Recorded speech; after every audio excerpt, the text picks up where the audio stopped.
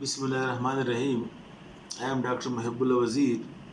The topic today is the median nerve. You know, the median nerve is being formed by a branch from the medial cord. Look, one branch comes from the medial cord and one comes from the lateral cord, medial root of the median nerve and lateral root of the median nerve. It then forms the median nerve with the root value from C6 to T1 or C5 may also be included. Generally say that the fibers from all the 5 roots of the brachial plexus contribute into the formation of the median nerve. Now look over here please. This is the axilla and you can see this is the axillary artery. Lateral to the axillary artery, this is the lateral cord of brachial plexus and medial to it is the medial cord of brachial plexus. And you can see the one branch from the lateral cord, lateral root, and one branch from the medial cord is the medial root. The medial root crosses from medial to lateral anterior to the axillary artery to unite with the lateral root to form this median nerve. And you can see the axillary artery is being clasped like this between the two roots of the median nerve. You can see it over here. The axillary artery being clasped between the two roots of the median nerve. And then the median nerve lies lateral to the axillary artery and then lateral to the brachial artery. You can see it over here. Look, this is the axillary artery, this is the lateral cord, and then this is the medial cord. One root from the lateral and one root from the medial clasping the artery. It forms the median nerve at the lateral side of the axillary artery. Now the nerve descends downward lateral to the brachial artery. In the groove between, you can see this is coracobrachialis, this is brachialis, and this is biceps, and then that is brachialis in this groove, and then this is triceps at the medial side of the arm. But the relation is that lateral to the brachial artery. Note, then it descends, and now the median nerve now want to cross from lateral to the medial side of the brachial artery, and it is said that the median nerve crosses either anterior to the brachial artery or posterior to the brachial artery, but usually anterior to the brachial artery. And then when reaching to the cubital fossa, over here the median nerve now lies again medial to the brachial artery. And over here in the cubital fossa, the most medial structure is the median nerve. And later to that is the brachial artery. And then later to that is the tendon of the biceps muscle. Up till now, note one point that the median nerve gives no muscular branch. It may give branches to the smooth muscles of the artery, and these are some sympathetic fibers which run in the median nerve, and these small branches may be given to this axillary and brachial artery, which are the vascular branches of the median nerve. Otherwise no other muscular branches being given. But over here at the elbow in the cubital fossa, the median nerve will give branch to the elbow joint, and this it will give branch, the highest branch, to the this pronator teres muscle. It may give one branch to the pronator teres.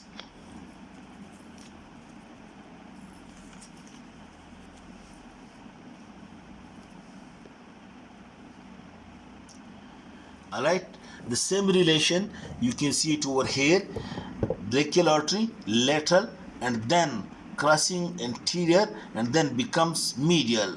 and over here it gives branches to the elbow and the highest branch given to the pronator teres. And then this nerve, note the point, the median nerve, it passes between the two heads of pronator teres muscle to enter into the forearm. Note this point. The median nerve enters into the forearm by passing between the two heads of pronator teres muscle. And now over here and over here, after entering into the cubital fossa, then it gives a bunch of branches to the superficial group of flexor muscles, that is to the flexor carpi radialis, and then palmaris longus, and then the flexor digitorum superficialis, and wire to the pronator teres, already given branch. If not, then also branch given to the pronator teres. So over here in the cubital fossa, first branch given to pronator teres, then enter into the cubital fossa by passing between the two heads of pronator teres, and then it gives bunch of branches to the superficial group of flexor muscles, that is flexor carpi radialis, palmaris longus, and flexor digitorum superficialis, except the flexor carpi ulnaris, which is being supplied by the ulnar nerve. And then now you can see over here you look,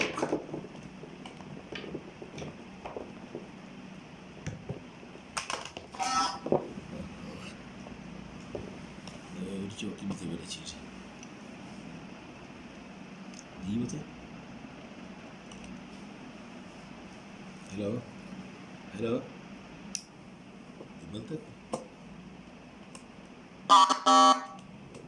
okay, now you look again. This is the brachial artery, and over here the brachial artery divides into ulnar artery and the radial artery, and the median nerve passes, you can see over here, deep to the pronator teres by passing between the two heads of pronator teres muscle, and then gives branches to the superficial group of flexor muscle except the flexor carpi ulnaris. And over here then you see the median nerve lies between this flexor digitorum superficialis and the flexor digitorum profundus. This is profundus and this is flexor digitorum superficialis.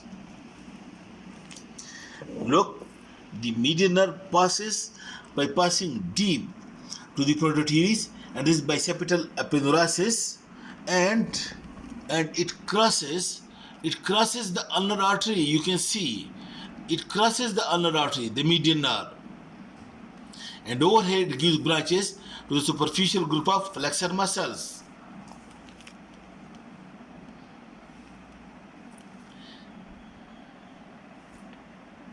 And then comes to lie, you look over here, after passing between the two heads of pronator teres, it then passes between the two heads of flexor digitorum superficialis.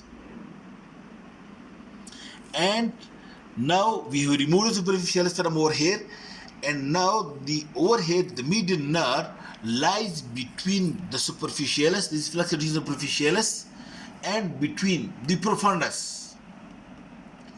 Later to it is the medial to it is the ulnar artery and ulnar nerve, and later to it is the radial artery along with superficial branch of the radial nerve, and in the midline lying between the superficialis and profundus is the median nerve. Look over here, this is the radial nerve. Over here is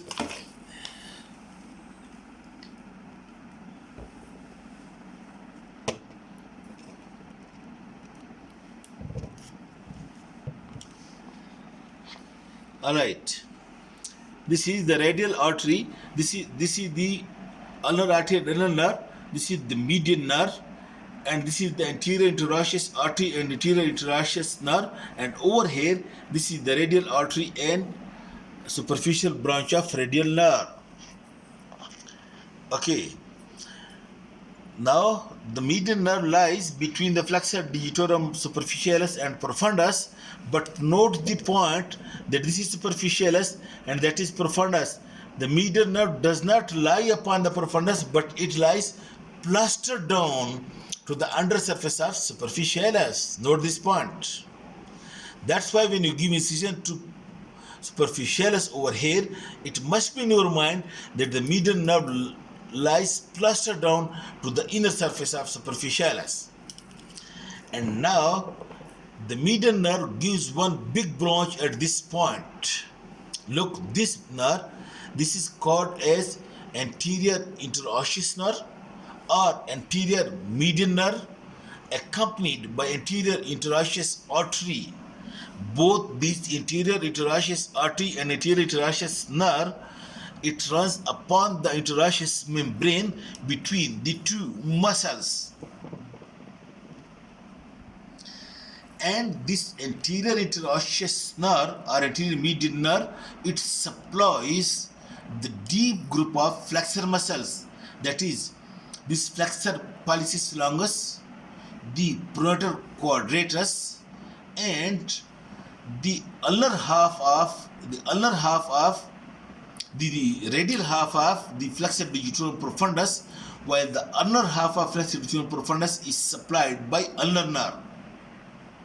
Note the point. Flexor digitorum having dual nerve supply. Its medial half is supplied by the ulnar and its lateral half is supplied by the anterior interosseous branch of the median nerve. Anterior interosseous branch of the median nerve supplies the three deep muscles. Okay.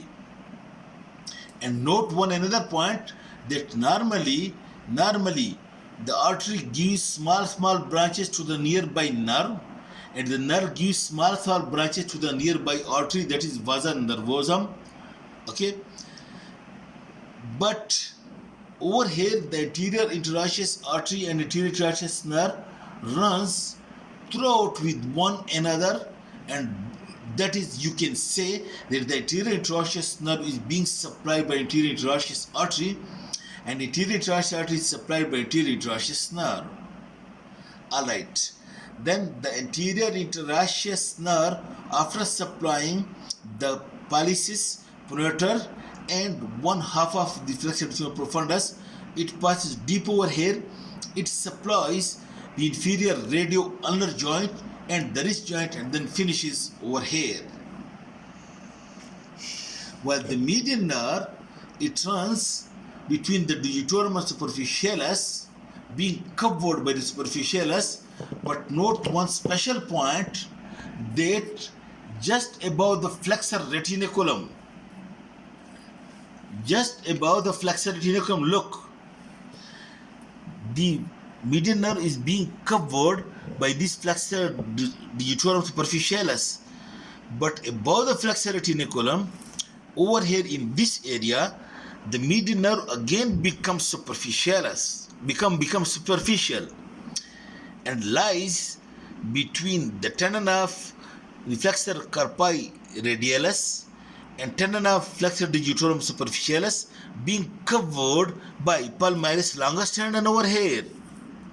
So in this area, must note this point. Look over here in this area, the median nerve is very superficial. Later to it lies flexor carpi radialis tendon, and medial to it lies tendons of flexor digitorum superficialis, while anterior to it lies palmaris longus tendon. And during surgery, you may not confuse it with the tendon, number one. And number two, if there is any cut or incision over here, the radial nerve is, or any laceration over here, the median nerve over here is a danger to be cut, because over here it lies very superficial. And then over here is the flexor retinaculum. The median nerve now passes deep to the flexor retinaculum, but before passing deep, one branch from the median nerve originate, passes superficial to the flexor retinaculum, and this nerve and this palmar cutaneous branch of the median nerve, this one, you can see this is palmar cutaneous branch of the median nerve. Close it, make it close. This originates from over here, passes superficial to the flexor retinaculum, and supplies the skin of the thinner eminence. That's why this nerve, because giving proximal to the flexor retinaculum, that's why if the nerve is compressed in the carpal tunnel, the skin of this area is being not anesthetized, because the nerve is given by the median nerve before it passes deep to the flexor retinaculum. And then the median nerve passes deep to the flexor retinaculum. It passes deep to the flexor retinaculum. You can see the median nerve passes deep to the flexor retinaculum after giving this palmar cutaneous branch, and enters into the hand by passing deep to the flexor retinaculum. But deep to the flexor retinaculum, it is tightly packed between the tendons of superficialis and profundus and flexor carporadialis and flexor pollicis longus. Then when it enters to the hand, look, make it close, it immediately gives one recurrent branch. Look, this branch, being supplying the thinner muscles, that is the abductor pollicis, flexor pollicis, and opponens pollicis. These three muscles are being supplied by this recurrent branch. You can see over here, this recurrent branch. Is it clear in the photo? This branch, this smaller one. Okay, this is being given, and it supplies these three muscles. And you know one point, because the thumb is very much involved in all the functions of the hand and some very important functions, for example writing, stitching, doing surgery, or any other point. That's why this nerve, this recurrent branch of the median nerve given to the thinner eminence muscle is also being called as $1 million nerve, because with the help of it you can earn a lot of dollars. Then the median nerve enters into the palm of the hand, and now you look, please, this understand very properly.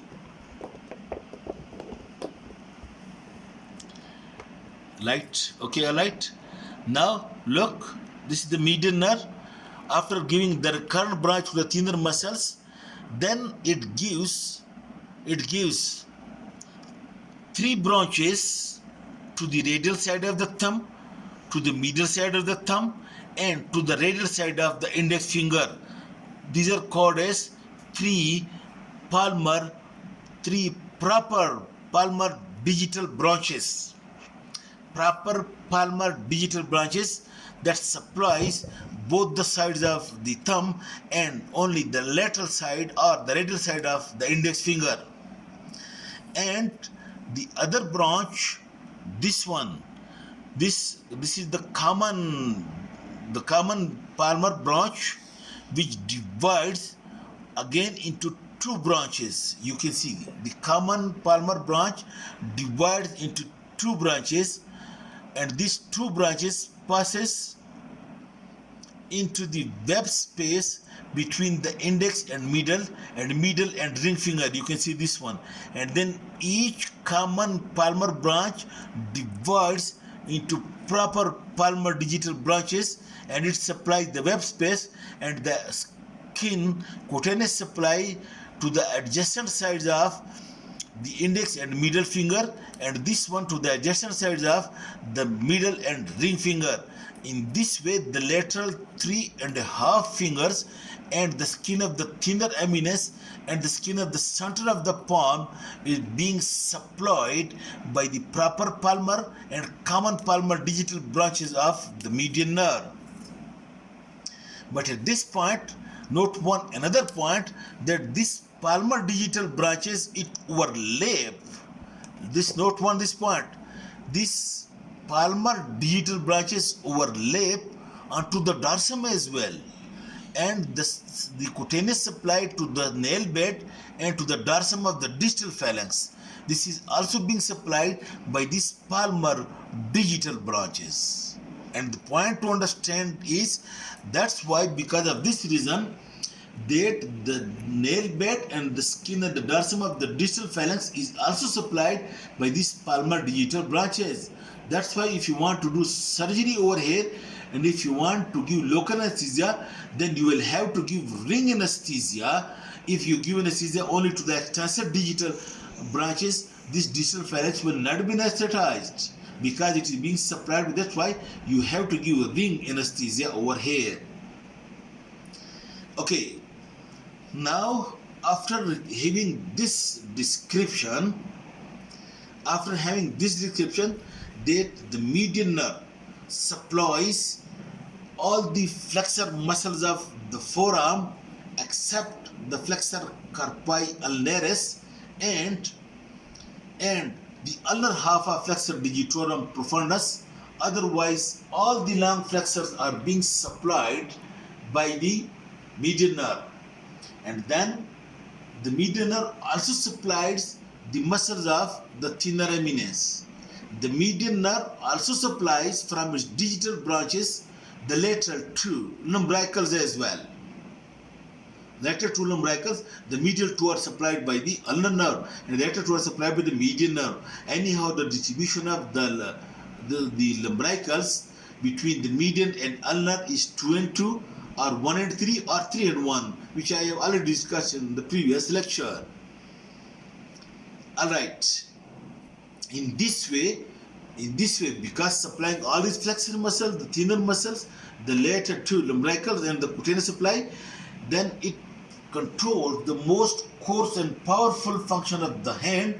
That's why people also called as the median nerve as the laborer's nerve, because the labor's nerve, because with the help of it you do labor, and then in the hand it is too much used. That's why some people also call the median nerve as the eye of the hand. Okay, I think, and the branches just above the elbow, only sympathetic branches to the artery, and in the elbow branch to the prototeres, and then branches to the superficial group of flexor muscles, and then the anterior interosseous branch, this one, to the deep group, and then the palmar cutaneous branch to the skin of the thenar eminence, and then passes deep to the flexor retinaculum to the hand, and the hand recurrent branch to the thenar muscles, and then the proper palmar digital branches to the 1.5 finger, and then the common palmar digital branches which divide into 2, and each one divided again into palmar digital branches to supply the adjacent sides of the index, middle, and ring finger. It is with 3.5 lateral fingers along with the nail bed and the skin of the dorsum of the distal phalanx is also supplied by median nerve. By this, I hope the median nerve distribution, formation, and its area of supply you must have understood. Now in the lecture we are going to discuss the injuries of the median nerve. Thank you very much.